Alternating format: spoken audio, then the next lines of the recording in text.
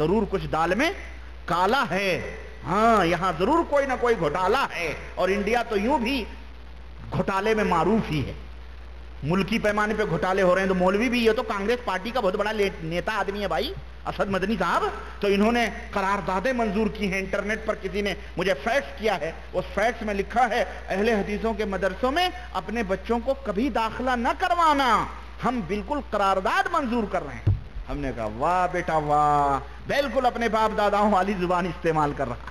اور ایک بہت خطرناک رپورٹ میرے پاس پاکستان سے آنے والی ہے انشاءاللہ، پشاور کانفرنس کے تعلق سے، انشاءاللہ میں اسے بھی آپ کے سامنے لا کر کیچٹ میں بیان کروں گا انشاءاللہ۔ میں وقت سے پہلے زبان نہیں کھولوں گا، لیکن اس نے جو بات کہی وہ میں بتاؤں گا انشاءاللہ۔ تو کہہ رہے ہیں کہ رائے پور شریف کی خانقاہ میں ایک ذاکر شاغل بزرگ مولانا خدا بخش صاحب مقیم تھے۔ انہوں نے ایک روز خواب دیکھا کہ حضرت ابراہیم علیہ السلام اور حضرت زکریہ صاحب خانہ کعبہ کی تعمیر فرما رہے۔ چھلانگ لگائی تھی قادیانی نے بیچارے نے، تو انہوں نے خوابوں ہی میں چھلانگ لگا دی۔ کوئی خوابوں میں مزے لیتا ہے اور کوئی حقیقت میں مزے لیتا ہے۔ اس نے سوچا تم خوابوں میں سفر کرو بیٹا،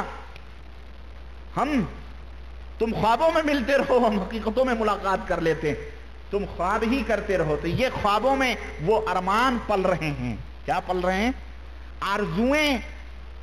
آرزویں مچل رہی ہیں، آرزوؤں اور تمناؤں کی کوپلیں اب کھلنے کو، وہ کلیاں کھلنے والی ہیں، لیکن بیچارے مجبور ہیں، ورنہ کہہ دیتے کہ بس نبوت کے مقام پر ہم پہنچنے والے ہیں۔ خانہ کعبہ کی تعمیر فرما رہے ہیں، اور عقیدت بھی کیا کیا گل کھلاتی ہے۔ کہاں ابراہیم علیہ السلام شرک اور کفر کے مٹانے والے، کہاں زکریا صاحب شرک اور کفر کو پروان چڑھانے والے۔ کبھی آگ اور پانی کی دوستی ہوئی ہے؟ لیکن یہ عقیدت و محبت کی گلکاریاں ہیں جو مرید دیکھ رہا ہے، کیا کہ خانقاہ ہمیں دیکھ رہا ہے، کیا کہ ابراہیم علیہ السلام اور حضرت شیخ الحدیث بیت اللہ شریف کی تعمیر کر رہے ہیں۔ انہوں نے اپنا خواب حضرت رائے پوری کی خدمت میں عرض کیا، تو حضرت نے اپنی عادت شریفہ کے مطابق فرمایا کہ اس کی تعبیر حضرت شیخ سے پوچھنا۔ حضرت شیخ، وہی شیخ زکریا رائے پوری جب تشریف لے گئے تو یہ خواب بیان ہوا اور تعبیر پوچھی گئی، تو حضرت شیخ نے فرمایا میں آج کل فضائل حج لکھ رہا ہوں، فضائل حج لکھ رہا ہوں، تو خانہ کعبہ کی تعمیر ہو رہی۔ سمجھ آئی؟ اور یقین آئے تو فضائل حج پڑھو مسلمانوں، جاؤ دیکھو اس کے اندر نبی صلی اللہ علیہ وسلم بادلوں کی رت پر تشریف لا رہے ہیں، عورت کے پیٹ پر ہاتھ پھیر رہے ہیں، نعوذ باللہ۔ ایک آدمی کا منہ سور کا ہو گیا، نبی آ کے اس کا ہاتھ پھیر رہے ہیں، اس کا منہ چمکنے لگتا ہے کیونکہ وہ نبی پر ایک دفعہ درود پڑھا تھا۔ فضائل درود، فضائل حج، یہ تمام سب چیزیں پڑھو۔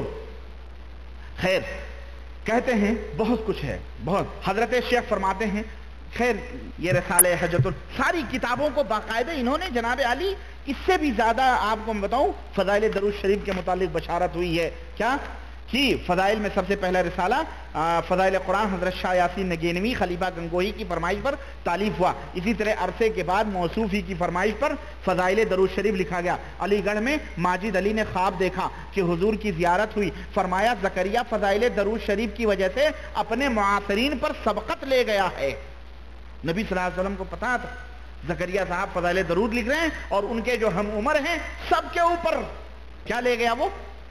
سارے مولوی اس کے نیچے، یہ مولوی سب سے ٹاپ پر پہنچا ہوا ہے۔ اور آج دیکھو سارے مولوی اسی کی کتابوں کے گن، بڑے بڑے مولوی اپنے آپ کو کہتے ہیں، میں بڑا بڑا کیا کہوں، لیکن جاہل، نرے جاہل، فضائل اعمال پڑھتے ہیں لیکن اندھے بن چکے ہیں اس طرح سے یہ کہ انہیں کفر اور شرک کی تمیز نہیں دے۔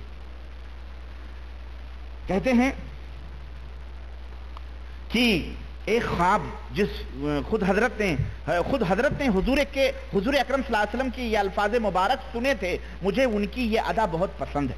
کہتے ہیں جب حضرت تشریف لائے تھے تو حرم تک گاڑی میں آنا ہوتا تھا، پھر باب جبریل کی طرف حضور سرور دو عالم صلی اللہ علیہ وسلم کے قدم مبارک میں دیوار کے ساتھ جہاں اکثر فقراء بیٹھتے ہیں بیٹھا کرتے تھے۔ مواجہہ شریفہ پر جانے کے لیے جب عرض کیا، مواجہہ شریفہ یعنی پہلے باب جبریل کی طرف بیٹھتے تھے، ادھر جہاں پیر قدم ہوتے تھے، جب یہاں جہاں آج جا کے لوگ سلام کرتے ہیں، امام جہاں کھڑا ہوتا ہے اس کے بعد وہ جو جالیاں نہیں بنی ہیں، سوراخ نظر آ رہے ہیں، وہاں پر آنے کے لیے لوگ کہتے کہ چلو، تو کہتے کہ تم لوگ ہو آؤ، میں سامنے جانے کی ہمت نہیں کرتا،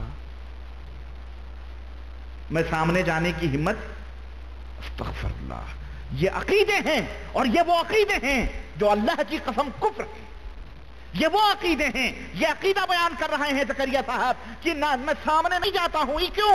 اس لیے کہ مجھے شرم آتی ہے، اللہ کے نبی سے حیا آتی، اللہ کے نبی انہیں دیکھ رہے ہیں، وہ جو سامنے دیکھ رہا وہ پیچھے کمک نہیں دیکھ سکتا، وہ پیروں کی طرف، استغفر اللہ۔ اچھا جناب علی، اس کے بعد کے سفروں میں وہاں سے بھی پیچھے حجرے اغوات کے پاس بیٹھنا شروع کر دیا، اس کے بعد اب عرصے سے وہاں بیٹھنے کی بھی ہمت نہیں پڑتی، اور بہت دور باب عمر پر مستقل بیٹھنا مقرر ہو گیا۔ اقدام عالیہ کی طرف یعنی پیر مبارک کی طرف بیٹھنے کے متعلق وصف شیخ میں حضرت مفتی صاحب فرماتے ہیں، عاشقانہ می نشینت سمت اقدام حبیب، مشفقانہ می نوازت سرور پیغمبراں، یعنی حضرت عاشقانہ انداز میں تواضع اور عاجزی تذلل کے ساتھ نبی کے قدموں کی جانب بیٹھتے ہیں، اور سرور پیغمبراں حبیب پاک حضرت دامہ مجدہ کو اپنے قرب خاص اور دیگر مقامات عالیہ سے مشفقانہ طور پر نوازتے اور سرفراز فرماتے ہیں۔ تو بیٹا یہی عقیدہ تو خان صاحب گروپ کے لوگ بھی تو رکھتے ہیں، جو الیاسی گروپ کا ہے، اب تو دونوں الیاسی ہو گئے، نہیں یہ قادری الیاسی ہے، نہیں الیاس، یہ بھی الیاسی گروپ، انڈیا میں بھی الیاسی گروپ، پاکستان میں بھی الیاسی گروپ، تو یہ جو گروپ وائز جو الیاسی گروپ یا جو کر رہے ہیں، یہی خان صاحب گروپ کے لوگ بھی تو یہی عقیدہ رکھتے ہیں کہ نبی صلی اللہ علیہ وسلم دیکھ رہے ہیں، نبی سرفراز فرماتے ہیں، نبی سب کچھ کرتے ہیں، یہ عقیدہ وہ رکھیں تو وہ مشرک ہوں، اور اہل دیوبند اور زکریا کے گروپ کے لوگ رکھیں تو سب سے بڑے موحد، یہ کیسے؟ بولو ہے کہ نہیں؟ کہتے ہیں کہ ایک رات ایک لمبا مکاشفہ ہوا، لمبا مکاشفہ ہوا، مکاشفہ مینس یعنی مکاشفہ کا مطلب بیداری میں ہوا کیا؟ مراقب ہوتے ہی، مراقب کس کو کہتے ہیں؟ دل کے آئینے میں ہے تصویر یار، جب ذرا گردن جھکائی دیکھ لی، ہاں تو مراقب یعنی گھٹنوں میں پیر دے کے بیٹھنا، مراقب ہوئے تو مراقب ہوتے ہی یہ محسوس ہوا کہ دسترخوان لگا ہوا ہے، 7-8 اکابر جلوہ فرما ہیں جن کی شکلیں نہیں دکھا رہی ہیں، اس حلقے میں قبر شریف کی جگہ پر قبلہ رخ 4 زانو حضور اکرم بھی تشریف فرما ہیں۔ میں سمجھتا ہوں اس وقت کا جو طاہر القادری ہے وہ بیچارے کی خوابوں کی بڑی کیسٹیں چل رہی ہیں، اور اس پہ بڑے ہمارے ملکوں میں مولویوں نے، خود دیوبندی مولویوں نے بڑے واویلے مچائے ہوئے ہیں۔ کیوں واویلے مچاتے ہو بیٹا؟ یہ جو تمہارے بزرگوں نے کتابیں لکھی ہیں ان کے بارے میں تمہارا کیا خیال ہے؟ یہ حق ہیں، اور ایک طاہر القادری دیکھ لے اور پوری تفصیل بیان کر لے کہ کراچی آئے، پشاور آئے، لاہور آئے، اسلام آباد نبی آئے، کہنے لگے طاہر القادری ہم تمہارے ہی گھر مہمان رہیں گے، اور تمہیں ہی واپسی کا ٹکٹ کا کرایہ تمہیں ہی دینا پڑے، منہاج القرآن کی بنیاد رکھیں تو وہ غلط بیچارہ، وہ کفر ہو جائے، وہ شرک ہو جائے، وہ گستاخ ہو جائے، اور اے دیوبندیو تم بتلاؤ تمہارا مولوی یہ تمام سب خرافات بکے تو سب سے بڑا قطب الاقطاب بنے؟ بولو، تو پتا چلا 2 بھائی ہیں، دونوں میں بٹوارا ہوا ہے، لڑائی ہو رہی ہے، پٹائی ہو رہی ہے، سر پٹول ہو رہی ہے، ہمیں ان دونوں کے بیچ میں پڑنا ہی نہیں ہے، ان دونوں کو سائیڈ میں مار کر کے لات، ہمیں قرآن و سنت کی راہ پر سیدھا چلنا ہے، اور ان کے ان خوابوں سے کسی کو دھوکے میں سنو، یہی مقصد ہے بیان کرنے کا کہ ان کتابوں کو جلا دو، ان کتاب، اور جلاؤ نہیں، تم پڑھو، ہمیں اعتراض نہیں ہے، کبھی تم کہو کہ اس کتابوں سے بڑا فائدہ ہو رہا ہے اس لیے ربانی بول رہا ہے جلا دو، نہیں، پوجا کرو تم، لیکن الحمدللہ کسی ہمارے ایسے اخوان جو کتاب و سنت کی راہوں پہ آ گئے ہیں، بجائے اس کے کہ ان سے ان کے عقیدوں میں شکوک پیدا ہوں، الحمدللہ ان کی عقیدوں میں مزید نکھار پیدا ہوتا ہے، صفائی پیدا ہوتی ہے اور مضبوطی پیدا ہوتی ہے۔ کہتے ہیں کہ موصوف ان کے دائیں طرف حضور اکرم صلی اللہ علیہ وسلم بھی قبلہ رخ چاروں جانو تشریف فرما ہے. موصوف ان کے دائیں طرف کے درمیان ذرا پیچھے کو حضور کی طرف جھک کر بیٹھ گیا. پھر آگے طویل حالات ہیں، ان کو چھوڑ کر میں ارشادات نقل کرتا ہوں.